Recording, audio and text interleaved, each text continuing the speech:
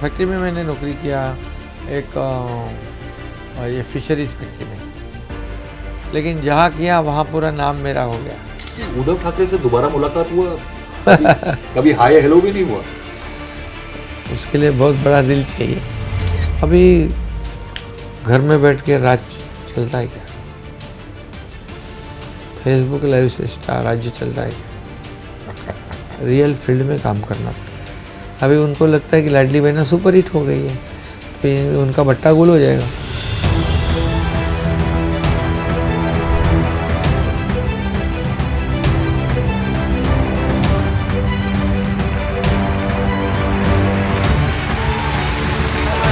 साहेबांचे हिंदू धर्मातील सच्चा शिष्य महाराष्ट्राचे लोकप्रिय मुख्यमंत्री एकनाथ संभाजी शिंदे साहेब। नमस्कार, सत श्री अकाल, आदाब।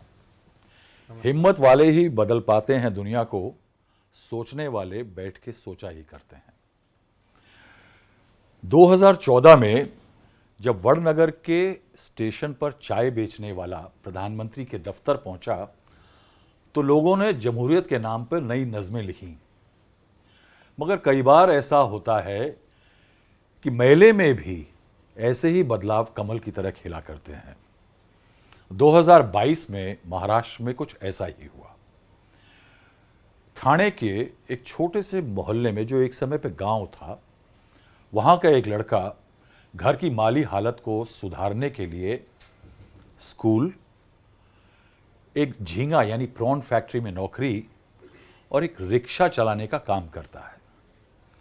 राजनीतिक हालात ऐसे बदलते हैं और वहीं जमहूरियत ऐसी पलटी लेती है कि वो राज्य का मुख्यमंत्री बन जाता है। Hello and welcome to the edition of hotspot brought to you by JB Park Consultant. I am Rahul Srivastava and my guest today is Mr. Eknath Shinde, the Chief Minister of Maharashtra, fighting perhaps one of a very decisive battle of his long electoral life. Eknath ji, आपका बहुत स्वागत है इस show में। Thank you, बहुत बहुत। एकनाथ जी, मैं बहुत सारे पॉलिटिशियंस को देखा। महाराष्ट्र में ज़्यादातर पॉलिटिशियन जो है ना, वो मालदार घर से आते थे, चाहे आमदार हो चाहे खासदार हो। आप मालदार नहीं थे। आपका फैमिली बैकग्राउंड मैं देखा हूं, मैं चाहता हूं, लेकिन आप बताएं कि जब आप लोग सतारा से आए, पिताजी आपके, तो क्या हालत था? नहीं, मैं एक सामान्य घर का बेटा हूँ, किसान का बेटा हूँ, किसान परिवार से आया, और हमारी पारिवारिक परिस्थिति एक साधारण, और मैंने भी बहुत हार्ड वर्क किया है, जो काम मिला वो कर दिया। और लेकिन मुझे सोशल वर्क करने में पहले से बहुत ज़्यादा। मैंने सुना आपका घर 10x10 लकड़ी का बना हुआ था बस। शुरुआत का जुना वहाँ जाके आया पुराने घर में, तो शुरुआत हमारी। तो क्या हालत था उस टाइम पे? हालत मैंने बताया ना कि जो एक साधारण परिवार कैसे अपना गुजारिश करता है। हमारे पिताजी, माँ, पिताजी, हम सब लोग मेहनत करने वाले लोग हैं। उस टाइम पे स्कूल क्यों छोड़ना पड़ा आपको? स्कूल मैं 12वीं में छोड़ दिया, क्योंकि परिवार की जो परिस्थिति आगे अच्छी नहीं थी, शिक्षा लेने की, फिर बोझ बनना, फिर ये सब मैं नहीं चाहता था। सुना है आपने एक फैक्ट्री में नौकरी किया? हाँ, फैक्ट्री में मैंने नौकरी किया, एक ये फिशरीज फैक्ट्री में, लेकिन जहाँ किया वहाँ पूरा नाम मेरा हो गया। हाँ, मैंने उसमें सुना है कि आपने झींगा छीलने का कुछ ऐसा स्टाइल निकाला कि आपको फैक्ट्री मालिक ने बोला कि आप दूसरों को सिखाओ ऐसा। फैक्ट्री मालिक ने मुझे पूरा काम दे दिया, जितने सब काम होते कंपनी में, सब पूरे काम मुझे दिए, क्योंकि मैं काम करता था पूरी ईमानदारी से, मेहनत से। तो उन्होंने कहा कि ये बंदा हमारी फैक्ट्री को आगे लेके जाएगा। ऑटो कितने दिन चलाया आपने? वो भी थोड़े दिन चलाया, फिर शाखा प्रमुख बन गया। मैं उस वक्त आर्मी में भी भर्ती हुआ था। एयरफोर्स में? आर्मी। अच्छा। मुझे बहुत मेरा एक ख्वाहिश था कि फ़ौज में भर्ती होना। उस वक्त मैं आर्मी में भर्ती हुआ था। ट्रेनिंग सेंटर मेरा लखनऊ था। अच्छा, फिर मैंने एक मेरे मित्र सेंट्रल को, कमांड जो है। हाँ, मेरे मित्र को मैं कमिटमेंट की थी कि तेरी बहन की शादी में आऊँगा, और उसी वक्त उसकी बहन की शादी तय हो गई। और शादी में मैं गया, वहाँ मुझे 2 दिन लेट हुए। फिर मैं मेरे ट्रेनिंग सेंटर पहुँचा लखनऊ, तो उन्होंने कहा आपको डेट चेंज करके लाना पड़ेगा, जाके मुंबई वापस। और मुंबई में तब आया, तब मुझे लगता है कि तब कुछ कम्युनल राइट्स यहाँ शुरू थी, और फिर उसमें मैं रह गया यहाँ पर, और फिर बाला साहब का शिव सैनिक बन गया। बाला साहब से कब मुलाकात हुआ पहली बार? पहली बार तो हम उनका, हमारे आनंद दिगे साहब थे मेरे गुरु थे। गुरु। अभी वो हमारे बॉस, तो हमें ज़्यादा वहाँ जाने की ज़रूरत नहीं पड़ती, उनके साथ चला जाता था। पहले बार जब मिले क्या क्या फीलिंग आया? नहीं, बाला साहब को तो उनके बारे में तो हर एक जो युवा है, यूथ है, एक उनके प्रति जो प्रभाव उनका अट्रैक्शन, तो मैं भी वैसे प्रभावित था। और आनंद दिगे साहब के साथ में काम करने का मौका मिला, काम करते गया। लेकिन मैंने ये भी सुना है कि आपका पढ़ाई का इच्छा छूटा नहीं, आपने बाद में पढ़ाई पूरा किया। पढ़ाई में बाद में बीए किया। अच्छा, उसके बाद मैं कितना साल बाद? अभी एमएलए या मिनिस्टर भी बना था, बनने के बाद? एमएलए बनने के बाद शायद। और मैं उसके बाद अभी एमए फर्स्ट ईयर भी किया। अच्छा। पुणे में टिळक यूनिवर्सिटी से। अच्छा। और फाइनल भी करना चाहता था, लेकिन जब हमारे ये सरकार चेंज किया उस वक्त ये एग्ज़ाम था, तो ये एग्ज़ाम में चले गया। तो यानी राजनीति आ गया इस बार आपकी डिग्री में। 30 जून 2022 को आपका स्वेरिंग इन सेरेमनी होता है। हम लोग दिल्ली में स्टूडियो में बैठ के एनालिसिस करते हैं, लोग कर रहे थे, और बहुत सारा लोगों का दिल्ली में एक ओपिनियन था कि ये कितने दिन चलेगा। और दूसरा बात बोलते थे कि देवेंद्र फडणवीस जो है ना, एक नाथ शिंदे को रिमोट कंट्रोल से चलाएगा। लेकिन अभी 2 साल में खेल जो है, मैं 5-7 दिन से यहाँ पे हूँ, ऐसा लग रहा है कि बैटल इज बिटवीन 2 पीपल। 2 बड़े प्लेयर दिख रहा है, एक नाथ शिंदे, एक शरद पवार। क्या किया आपने?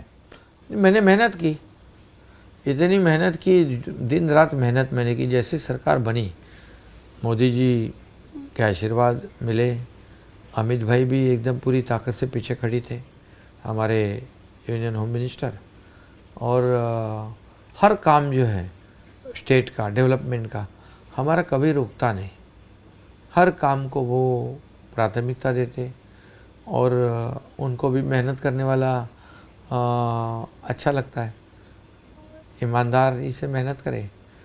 और मैं तो जब मुख्यमंत्री बन गया तब से दिन रात काम किया। आपने लड़ाई किया था कि मेरे को मुख्यमंत्री बनना है, नहीं तो समर्थन नहीं दूंगा? बिल्कुल, मैंने कुछ भी नहीं किया, मैंने उन पे छोड़ दिया।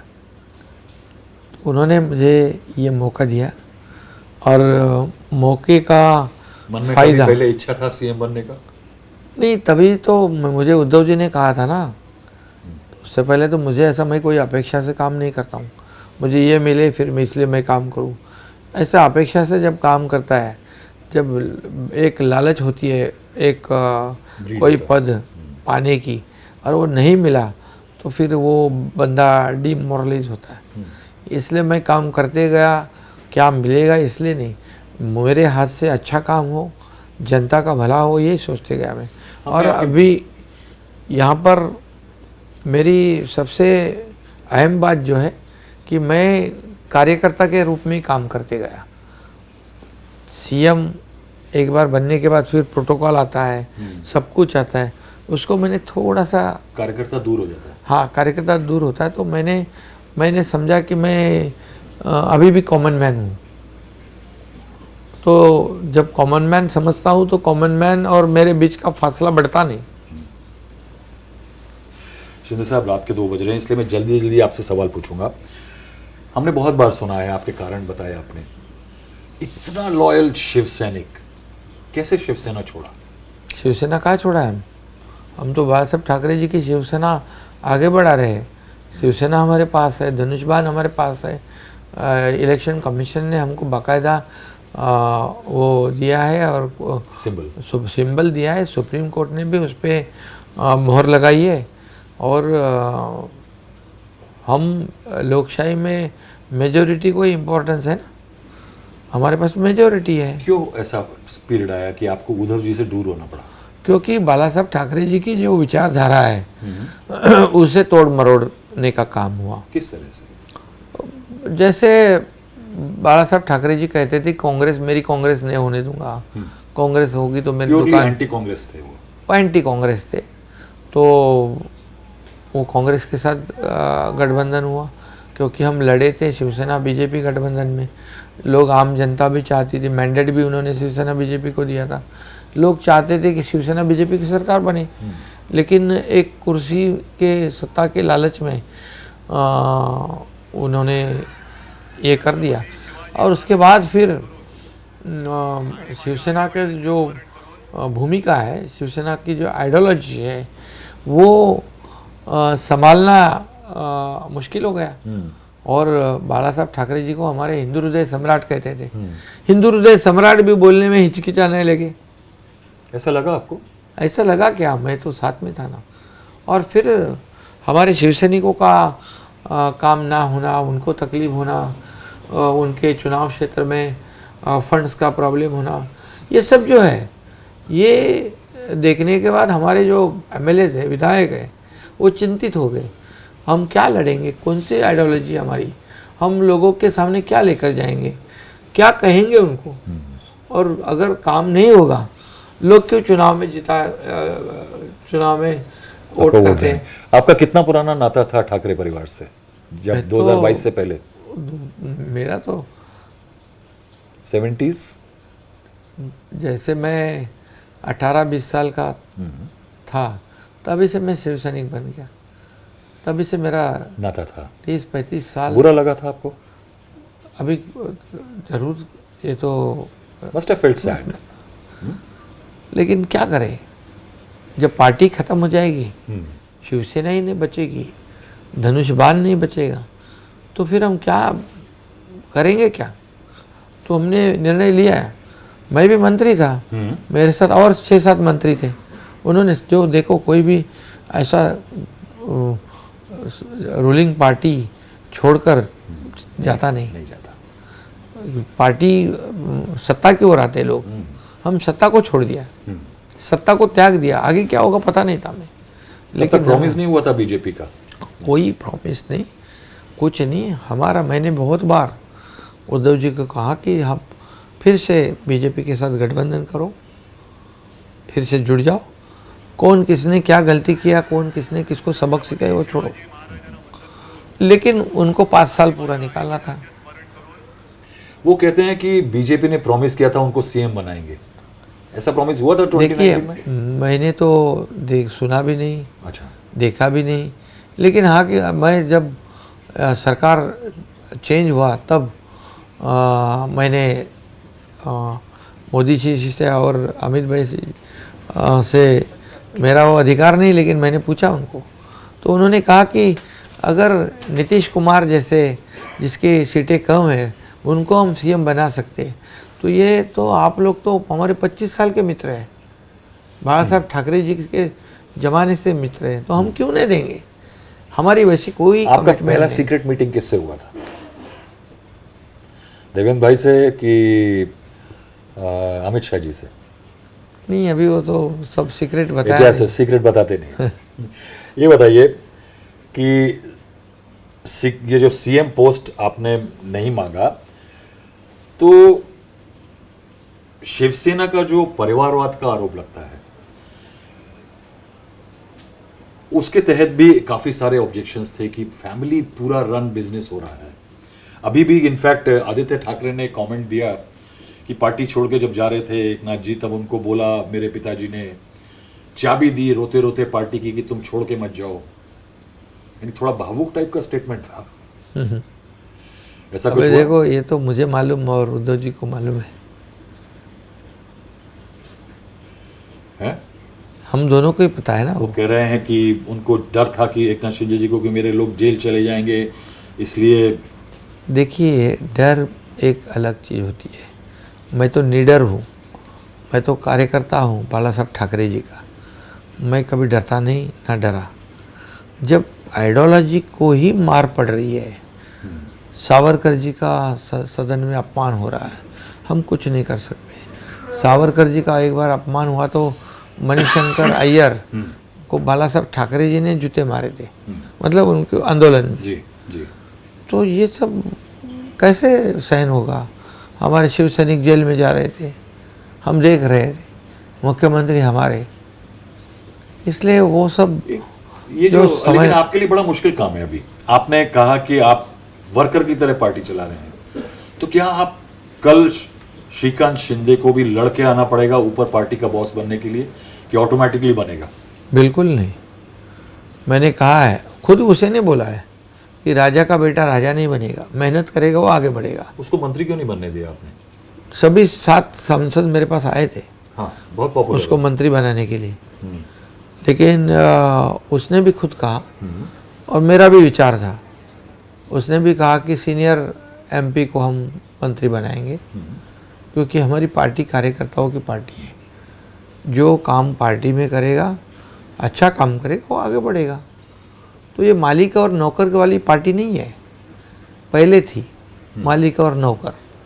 हमारी कार्यकर्ताओं की पार्टी है, कैडर बेस हमारी पार्टी है। तो इसलिए हमारे विचार जो है बाला साहब ठाकरे जी के, ये एक कार्यकर्ता को बड़ा बनाना, ये उनके विचार थे। 2024 में क्या हुआ लोकसभा में? आप सीएम थे, अंडर योर वॉच इलेक्शन होता है, उसमें बीजेपी तो बिल्कुल लुढ़क जाती है, एनसीपी एक सीट पे आती है।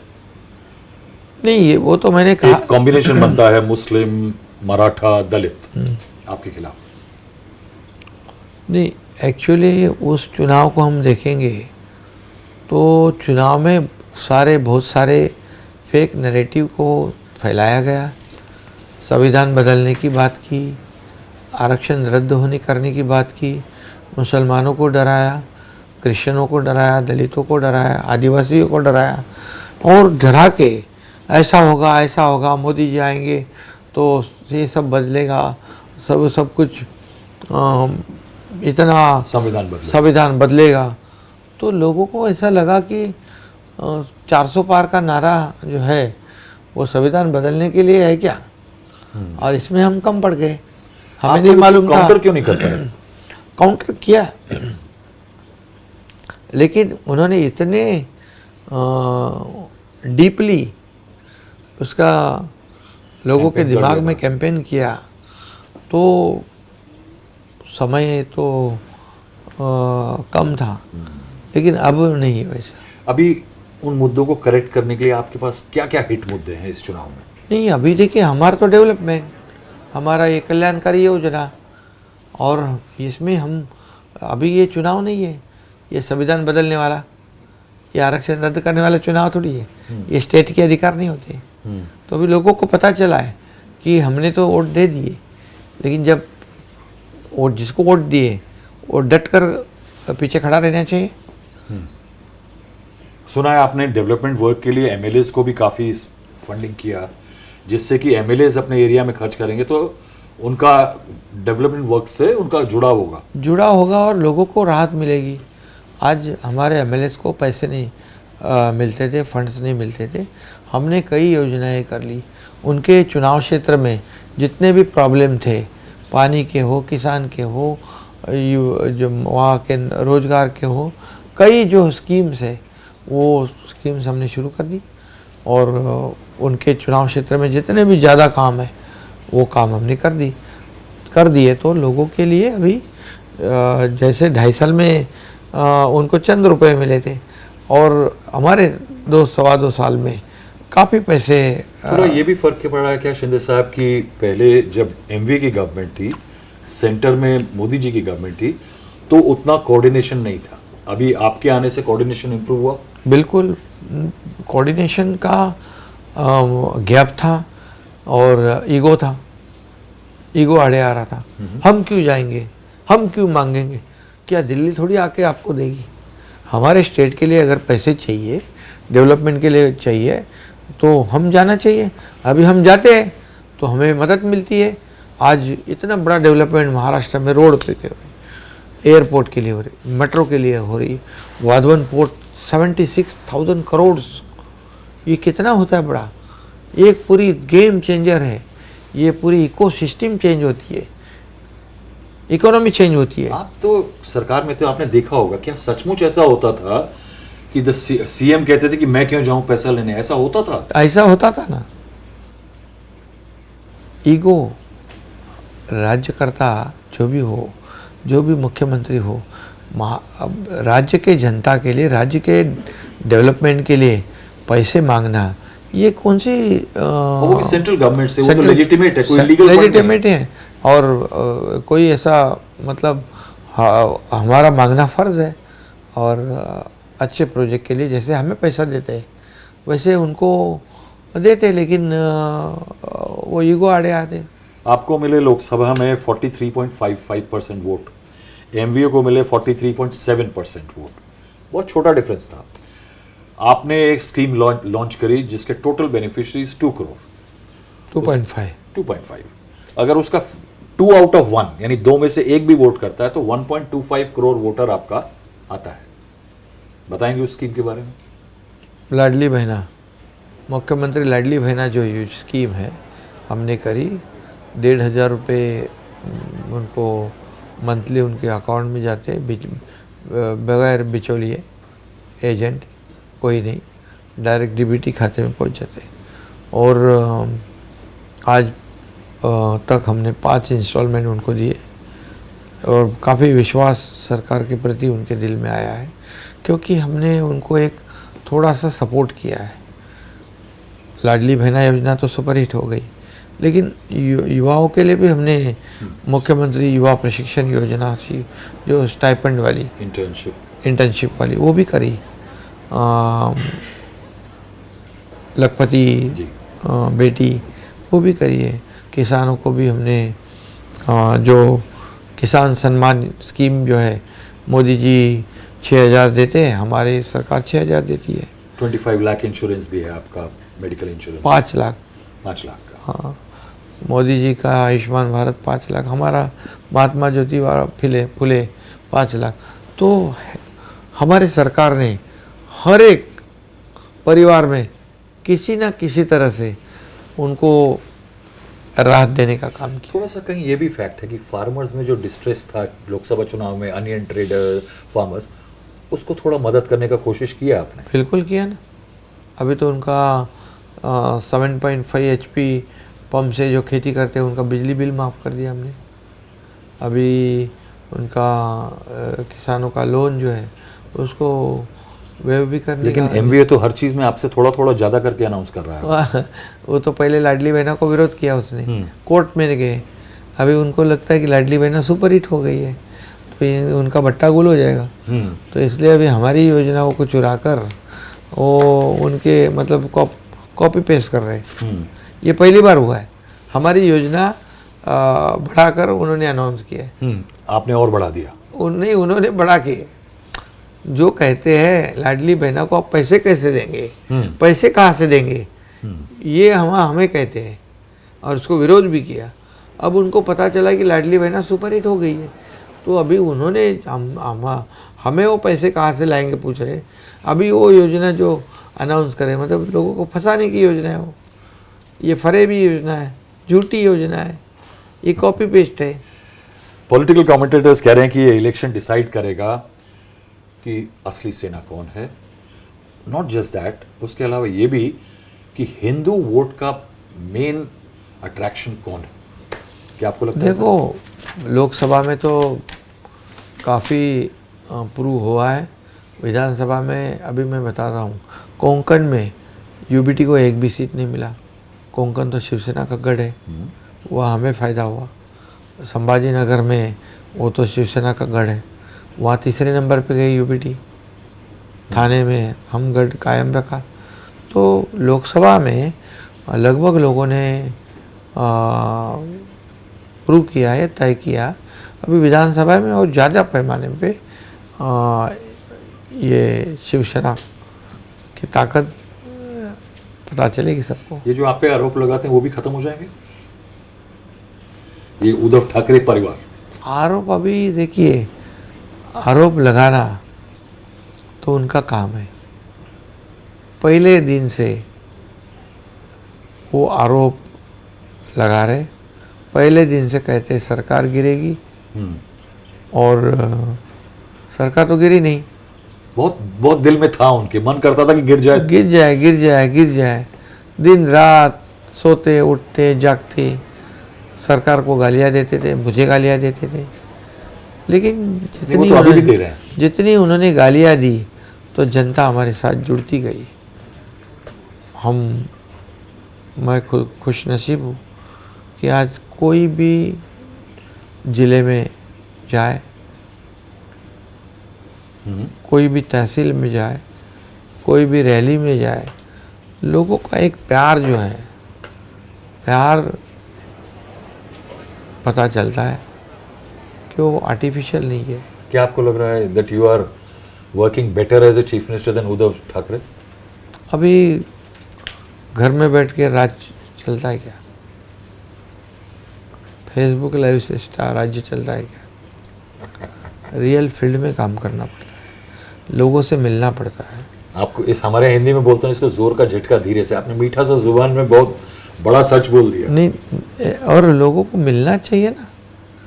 मंत्री विधायक को नहीं मिलते तो आम जनता की क्या बात है। इसलिए मेरी जो है एक्सेसिबिलिटी लोगों को है। आई सी दैट यू कैंपेन जब जाते हैं तो रात को 2-2 बजे तक कैंपेन करते हैं, वहीं रुक जाते हैं।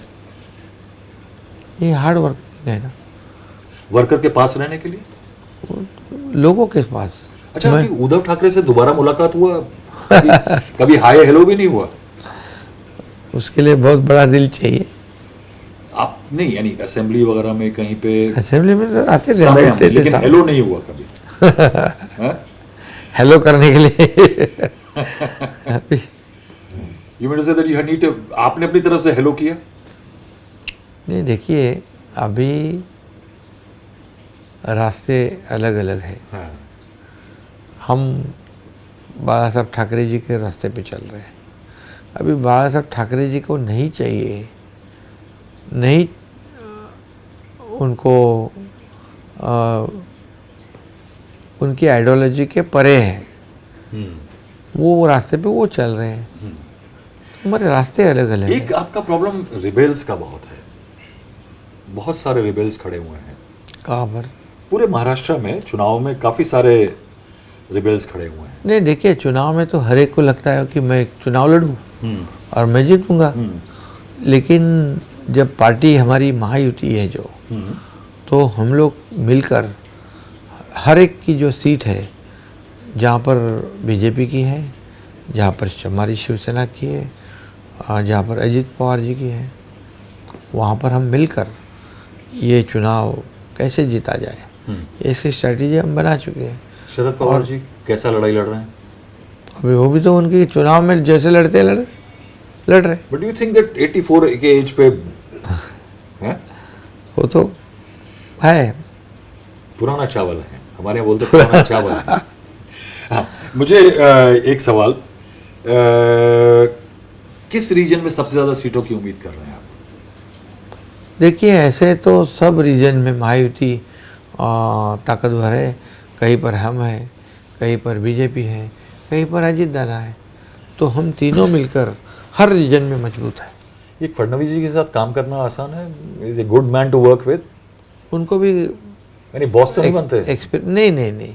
देखिए मैंने भी उनको कभी भी ऐसा इज यंगर देन यू ना, आपसे तो एज में मैं से, हाँ, और वो एक्सपीरियंस भी है उनको। मैं भी मंत्री के रूप में काम किया है, अजीत दादा भी मंत्री रहे तो बहुत सालों से। 11 तो ये जो एक्सपीरियंस का फ़ायदा है हर एक का, वो डेवलपमेंट में फ़ायदा होता है उसका। राज्य को आगे बढ़ाने में उसका फ़ायदा होता है। कभी तो डिफरेंसेस होते होंगे थोड़े, छोटे मोटे तो घर में भी परिवार में भी होते हैं, उसमें क्या है। फिर क्या करते हैं? गुस्सा होकर चले जाते हैं, अगले दिन ठीक कर लेते हैं? ठीक हो जाता है सब। देखिए हमारा मकसद क्या है, ये महाराष्ट्र को आगे बढ़ाना। हमें क्या मिला इससे, हम महाराष्ट्र को क्या देंगे, राज्य को कैसे विकसित करेंगे, और हमारे केंद्र से हमें जितना भी सपोर्ट चाहिए वो मिलता है, इसलिए हम आगे बढ़ा रहे हैं राज्य को। हमारा कोई निजी स्वार्थ नहीं है। मेरा लास्ट सवाल, जिसको कहते हैं यक्ष प्रश्न, जब 2022 में सरकार बना तो बीजेपी का 102 एमएलए, आपके पास उससे बहुत कम एमएलए था, मगर हमारे पास 40 और 10-50 आपके पास कम था, लेकिन आप सीएम बने। अभी तो बीजेपी 148 लड़ती है, तो क्या कोई पॉसिबिलिटी ऐसा बनता है कि आपको लगता है कि इतना सीटें बीजेपी जैसा पार्टी का आएगा कि वो चीफ मिनिस्टरशिप पे क्लेम पे आए और mister Eknath Shinde will be back here? देखिए हमारे में सीट किसको कितने मिले, इससे ज़्यादा हम महायुति को मेजॉरिटी मिले, इसको ध्यान रखकर काम करेगा। हमारा टारगेट और फोकस वही है। सीएम बनना क्राइटेरिया नहीं है? वो तो बाद में ना, पहले तो सरकार बने, मेजॉरिटी बने। जितने हमारी सीटें जो है, मुझे विश्वास है कि 2-2.25 साल में हमने जो काम किया है, पॉजिटिव काम किया है, कंस्ट्रक्टिव किया है, और एक तरफ डेवलपमेंट है, दूसरी तरफ कल्याणकारी योजना है, और निश्चित रूप से लोग महायुति को मेजॉरिटी देंगे।